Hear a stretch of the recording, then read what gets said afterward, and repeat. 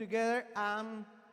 If you can now open the book of Daniel, Daniel chapter 11, we are going to do the forecast of history with the book of Daniel.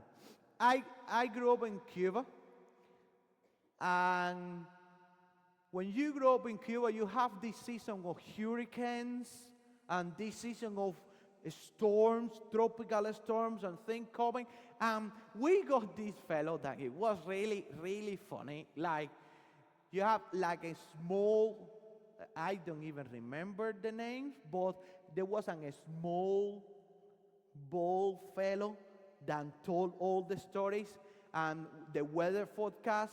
Like, do you know, like in some of the channels, the weather forecast is a lady, and they normally are really good looking. In communist Cuba, you get the two most ugly fellows at all. And then you're like, why you do that to me? As a teenager growing up, I don't want to see this guy telling me that the storm is coming. I prefer somebody else to tell me. But you got the chubby, baldy fellow doing it, and you knew that the storm wasn't going to be too bad when this fellow was giving you the report, okay? Because he was the second fiddle. And then you got the other tall guy called Rubiera with a mustache, and then whenever he show up on the TV, you're like, oh boy, this is going to be bad. So the guy came, and then you used to see the arrow, and then you were seeing in the probability if the storm was going to come. But most of the time, this is live stream. I cannot return to Cuba anyway, and so it doesn't matter. Most of the time, the fellow that say it with the instrument of Cuba couldn't be more wrong whatsoever. If he said that the storm was going to go and hit Havana, you bet your bottom dollar that it was going to be Matanzas or Pinar del Rio, than is the other streams, because he was always wrong. And if he say, don't worry, it's not coming for Havana, you are like, be sure, stay in your house, it's going to hit right in the middle of your house. Because they did not have a clue what they were doing, because they were just in the TV, because they were communists, not because they knew what they were doing. So most of the time, when you try to forecast what is going to happen, number one, you can forecast in a really short period of time, and as long as you are doing the forecast further and further away, the more chances you have of doing it wrong. Is that a fair comment? If I forecast my next word is going to be, let's go to the Bible passage, I'm going to be right because I memorized this and I know what I'm going to say. But if I'm going to tell you what is going to happen in my afternoon, I am probably going to be half wrong, because you never know. Somebody will be in a temper in the house and the plan change. You don't know. But let's go to the Bible. 11:2. I am going to read the Bible verse, and then I am going to give you how that was fulfilled. Okay? 11 verse 2. In those days, I, Daniel, was more... No, I am in the wrong passage. Did you see? Did you see? Oh, good. And now I will show you the truth. Behold, 3 more kings shall arise in Persia, and a fourth shall be richer than all of them. And when he has become strong through his riches, he shall stir up against the kingdom of Greece. Well, verse 2 and verse 3 talk about all the 3 kings, and the final one was Artaxerxes. Then he actually went and attacked Greece. And that's the problem, and that's where you get Alexander the Great coming back, because the Persians attacked Alexander the Great's father, and as they got completely demolished and destroyed, the tiny Alexander thought, one day I am going to get you back. Okay, you are thinking, that's not too difficult to say. It's only like in the next 50 to 80 years. That's not too bad.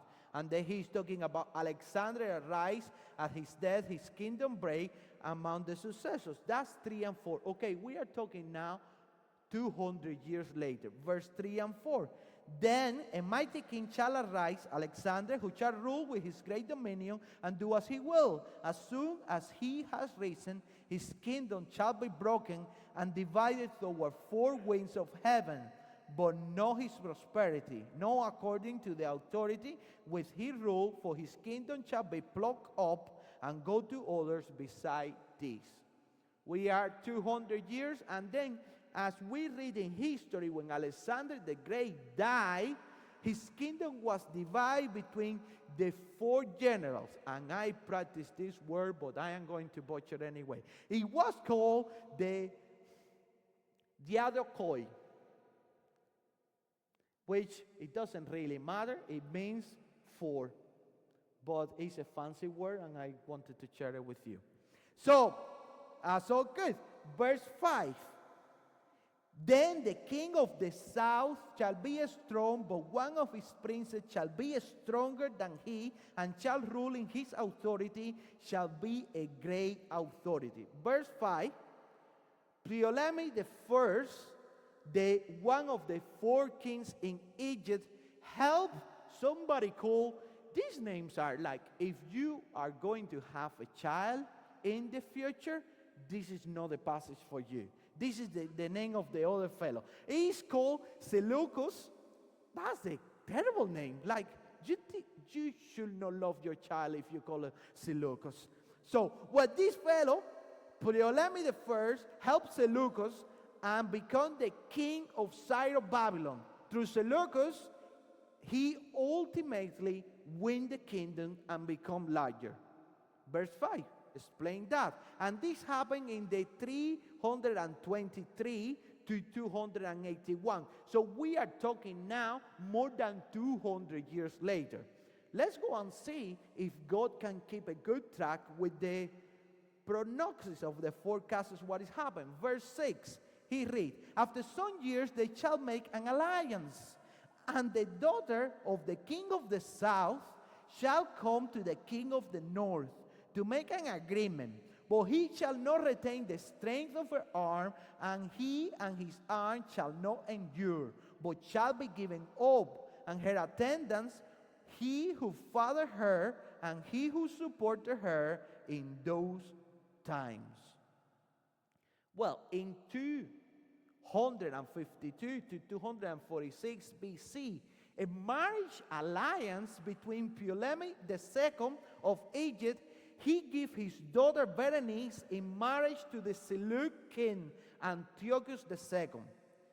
And this seals the end of the Second Syrian War. Bernice, her son, and Antiochus II are assassinated by Antiochus' ex-wife, Laodice. And then you are like, oh my. He used especially say what is going to happen.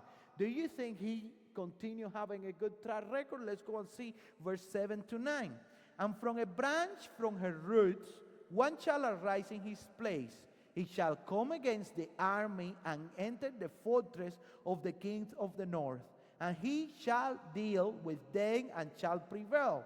He shall also carry off to Egypt their gods with the metal image and the precious vessels of silver and gold, and some years he shall refrain from attacking the king of the north.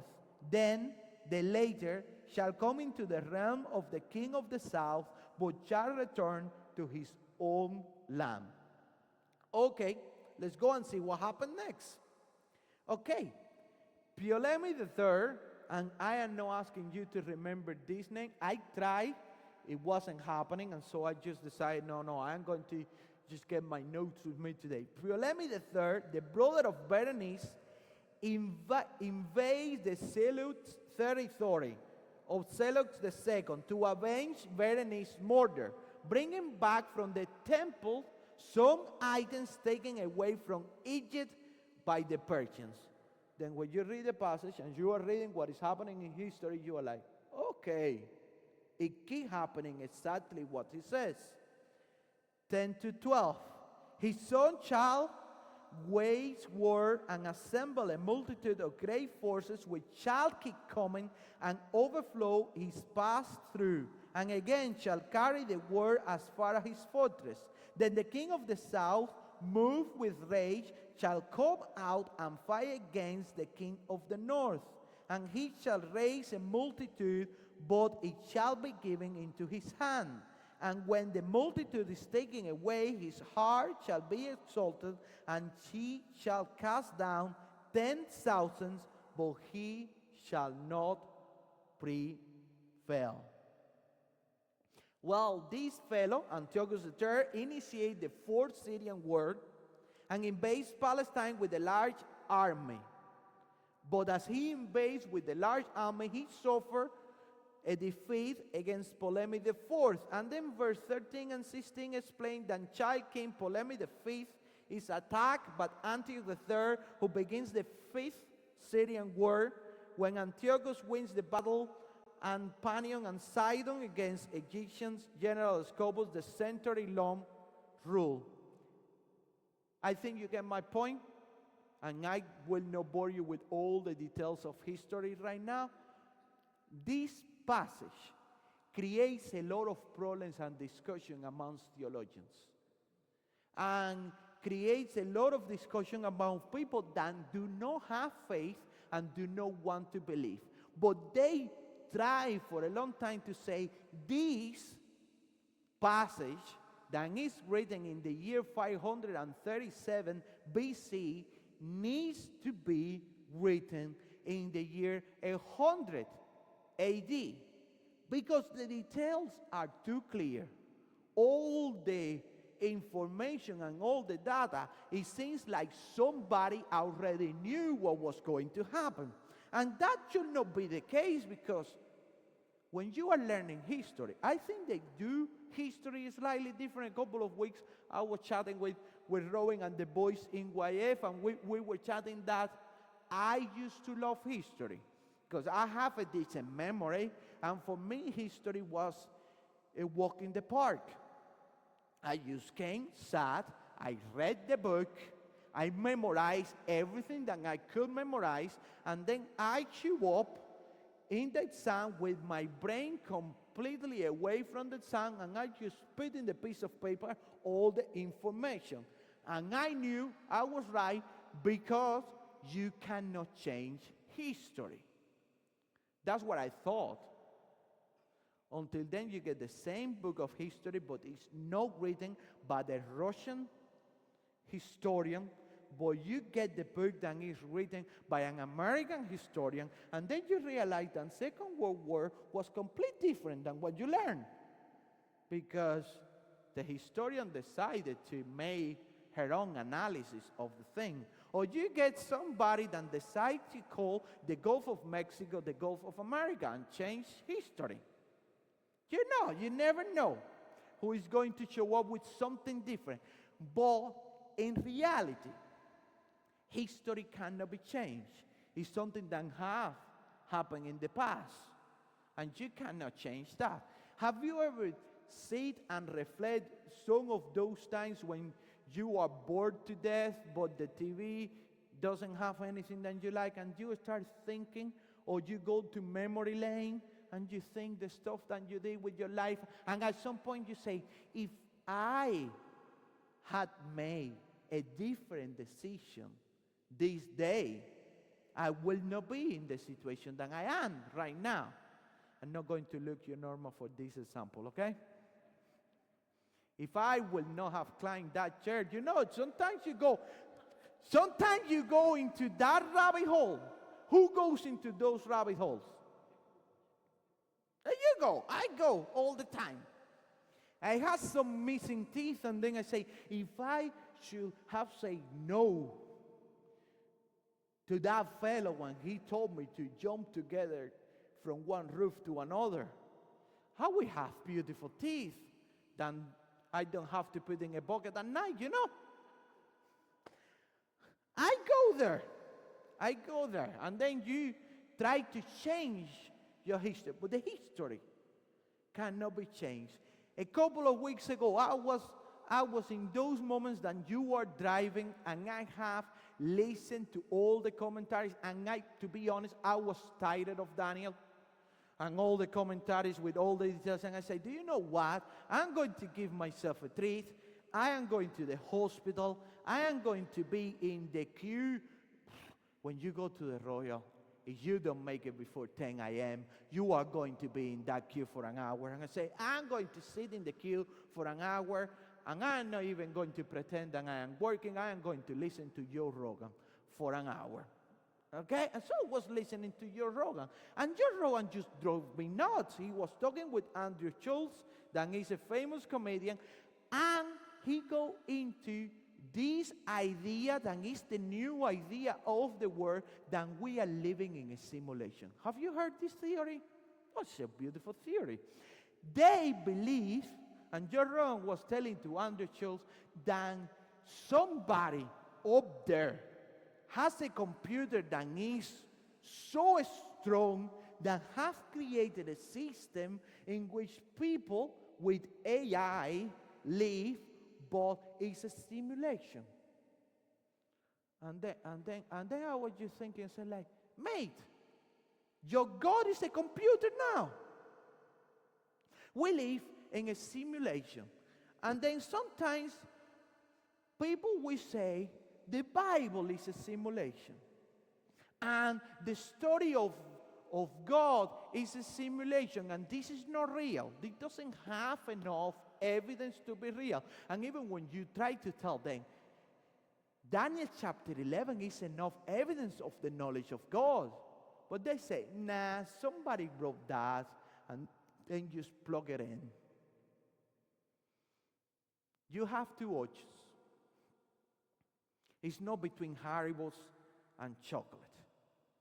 It's not even between Haribo and Robin's fancy chocolate Thorntons. It's something completely different. You have an option of believing what God is telling you, or dismiss it altogether. So when I read this passage, if I decide that I am going to believe what God is saying in Daniel chapter 11, I get to the second stage of the process. Okay, I believe Daniel chapter 11. And I believe that God made the prophecies, and that God stay everything. Look the end of Daniel 11. But news from the east and the north shall alarm him, and he shall go out, and with great fury to destroy, and devoid many to destruction. And he shall pitch his palatial tents between the sea and the glorious holy mountain. And he shall come to his end with no one to help him. Okay, I am going to believe this, even though I don't understand all of the things that he's written. And even though it's clear at some point with the phases of history that the prophecy have been fulfilled. Say, we take me to the second stage. Okay, I am selecting chocolate. But now I need to select what brand of chocolate I want to get. And then in the Christian faith, you have different brands. Let's like you get Presbyterian, Baptist, Pentecostal, this and that. And everybody believes the same, but in a slightly different way. I want to believe that God has selected. And then when you believe that God has written history in advance, you get to the all-time question. If God has written history in advance, He knew from the foundations of the earth that I was going to believe in Him. God knew from the foundation of the earth that I, a fellow that was going to be born in Cuba, was going to end up being a minister in Northern Ireland. That doesn't make any sense. Like, let's put life into perspective. Me being here doesn't make any sense. Not at all. And the fact that elders invite me to preach here when you got other national auctions, didn't make any sense either. So, but God has prepared the thing. So when we believe that God has a plan, and then we believe that He has a plan for my life, you get to the most difficult question yet. Okay, it's good for me that I am a Christian and I believe in God and I am going to be saved. But it's not good for Ariadne. Ariadne is my sister and she doesn't believe. And we have the same genetic, the same house, we got the same message, but she selected something different. And then you're like, it doesn't make any sense. But that's when you get to Paul. He says, to Jacob I love, and to Esau I hate. And then you get to this question. Is God fair?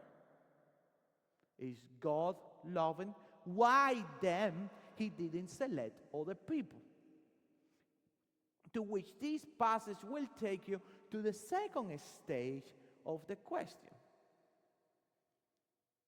It's not only God who loves, it's not only God who gives the message, but it's also us that have the human responsibility. And we love luck in this country. Every sport, everything, you have Paddy Powers and Petri Cisfy and whoever. And then we like to take a chances, or put a bet here, or put a bet, or tell things out of luck. I'm going to be like really, really cynical, and I will say, luck is the excuse of lazy people. Do you know I am in the situation that I am because I am the most unlucky person in the world. Let me tell you something. If I go with that idea, I will be really unlucky, mate. it's like I was born. Listen, if I go with that, I would say we are really unlucky. My grandmother escaped Spain, and their family escaped Spain because of Franco dictatorial system, and ended up in Cuba with Castro. That's bad luck. I decided to give my life to the Lord, and finally, when I got a church and I was going to be the minister in Cuba, the government said, you are going to be killed, mate. Toilet of a plane, just ended up in this country when you know Tom is a boy, Mary is a girl. That was all my English. Off you go. No, there is a responsibility that each one of us has. Nobody put you a gun in the head and say, sweets of chocolate. Do you know? I didn't have to choke Connor to death to select the Coke bottle. Karen knew very well something, and I don't even have an idea what she said, and it was the favorite sweet. Karen, what was your favorite sweet again? Skittles, Crazy, Sours. What level of detail and specification with that? I need to try one of those, because now I am intrigued. Now I am intrigued what is a Skittle. It have to be, okay. Even better. Giant Skittle Crazy Sour. Do you see? Karen knows what she likes. And when we are going to select Jesus, we actually need to like Jesus. And we need to like the whole Jesus. It is not only selecting sweets or it's selecting sour, but it's selecting the giant, crazy, sour Skittle. It's selecting a God of election, a God of free will, a God that controls the universe, a God that may give me all the information that I need if I am Daniel for the next 480 years, or a God that may not even give me a clue what is going to happen tomorrow. But I select to believe in Him. I select to trust Him. I select to obey Him. And I select that it's not a question of luck, but it's a question of a discipleship life with Him. The decision that we make today, the decision that we make with God will make our life substantially different. God has the power to transform life. God has the power to extend kingdom. God has a power of saying, if you select me, I will select you. And that's the thing that is very important. And that's the thing that when I read this passage and I know that He is in control and that He knows everything, I actually get completely mind blown by the fact that the God of the whole flipping universe, from the foundations of the earth, selected me to be His child.